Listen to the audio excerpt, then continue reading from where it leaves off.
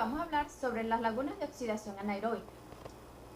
Son lagunas artificiales que debido a las elevadas cargas que soportan, imperan condiciones de ausencia de oxígeno donde ésta permite la proliferación de las bacterias anaerobias. El objetivo primordial de estos estanques es la reducción del contenido en sólidos en suspensión, que pasan a incorporarse a la capa de fangos acumulados en el fondo, y la eliminación de parte de la materia orgánica del agua residual.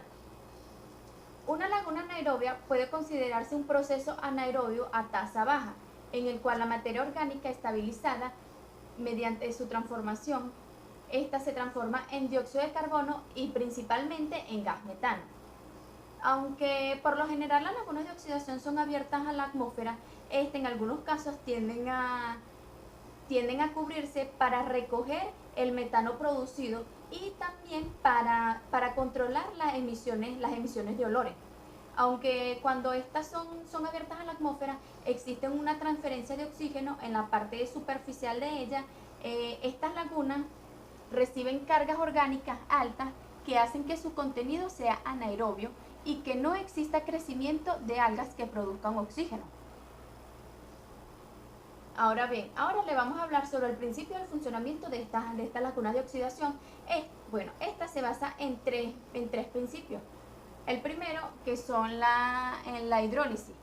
En esta etapa es fundamental para suministrar los compuestos orgánicos necesarios para la estabilización anaerobia, en forma que puedan ser utilizados por las bacterias responsables de las dos etapas siguientes.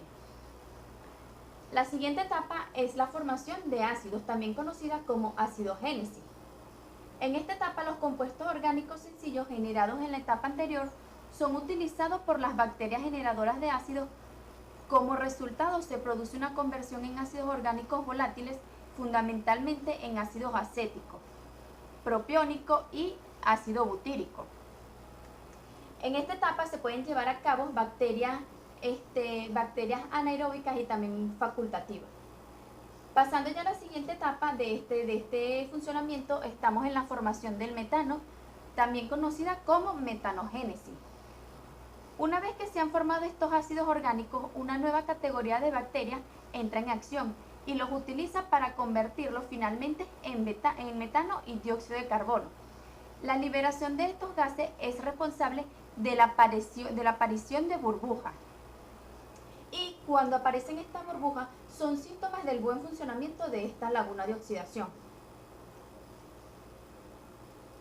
Ahora aquí les vamos a hablar sobre las aplicaciones de esta laguna de oxidación. Esta tiene aplicaciones en aguas residuales de industrias cerveceras y bebidas, industrias de alimentos, papelera, en destilería de alcohol, industria de fermentación. También hay nuevas aplicaciones de la tecnología anaerobia de alta velocidad en aguas residuales de industrias textil, industria química y petroquímica. En lugares de climas cálidos pueden utilizarse para el tratamiento del agua residual doméstica. Ahora hablando en la importancia, esta es importante ya que se utiliza como la primera fase en el tratamiento de las aguas residuales. Esta también permite la reducción de sólidos en suspensión en los estanques anaerobios y es de un orden del 60%. Y posee unos bajos costes de inversión, sobre todo si el terreno es suficientemente permeable y se tiene una facilidad constructiva. Ahora bien, ahora aquí les vamos a mostrar un ejemplo de cómo funcionan estas lagunas de oxidación anaerobia. Bueno, como podemos ver acá en este ejemplo, aquí es la entrada del efluente. Por lo general, estas lagunas tienden a tener una altura de 4 metros.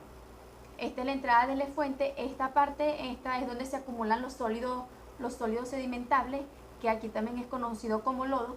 Aquí se encuentra la capa de nata. Esta capa que encontramos aquí es el material flotante del agua residual. Estos son los biogases. Estos son cuando se produce el dióxido de carbono, el metano, el amoníaco, el ácido sulfúrico. Y ya esta es la salida del efluente. Bueno, hay que tener en cuenta que entre el lodo y la capa de nata, que estos son responsables del crecimiento microbiano, pero teniendo en cuenta que esto se realiza mediante un tiempo de retención adecuado. Por lo general, se utilizan sistemas compuestos por al menos de una laguna de cada tipo.